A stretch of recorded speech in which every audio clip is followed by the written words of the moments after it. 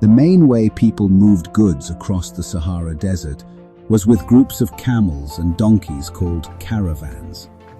These animals were great at handling the tough desert conditions. Camel caravans carried things like gold, salt, and fabrics across the desert, connecting West Africa to North Africa and the Mediterranean Sea area. The trip was hard and needed careful planning, but it was super important for trading between different places. During Mansa Musa's time, the gold mines of the Mali Empire were mostly in the areas of Bambouk and Bouré, which are now part of Mali and Guinea. These gold mines brought a lot of money to the empire and were a big reason for Mansa Musa's huge wealth. The gold was found in rivers, streams, and places where water had left deposits, and the gold from this area was highly valued all over the ancient world. The number of camels in a caravan could be very different, but it's thought that some very large caravans might have had as many as 12,000 camels. These huge caravans were often used for important trips, like Mansa Musa's journey to Mecca, and needed a lot of planning and supplies to manage. Donkeys were also used, but camels were better for long desert trips because they could last longer and handle tough conditions. Timbuktu had strong trade connections with North Africa and the Mediterranean area. The city's good location made it a key stop for trade routes crossing the Sahara.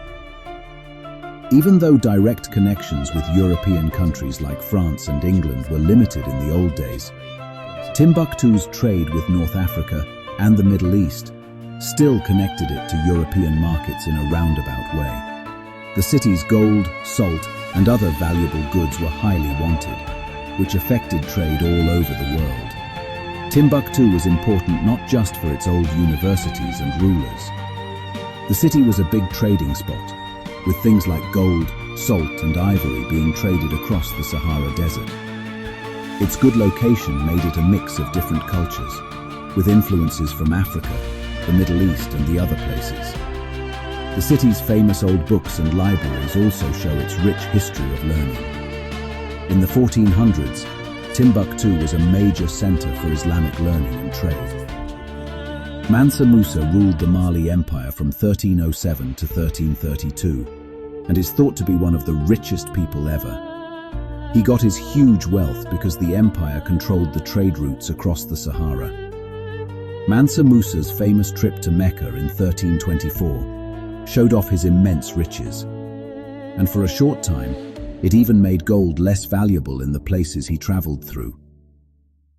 His importance goes beyond his wealth, as he also did a lot to spread Islamic learning and culture throughout his empire. Some of the important schools that were in Timbuktu at that time include the University of Sankore, Jingareba Mosque, which also had a school, and Sidi Yahya Mosque, which also had a school.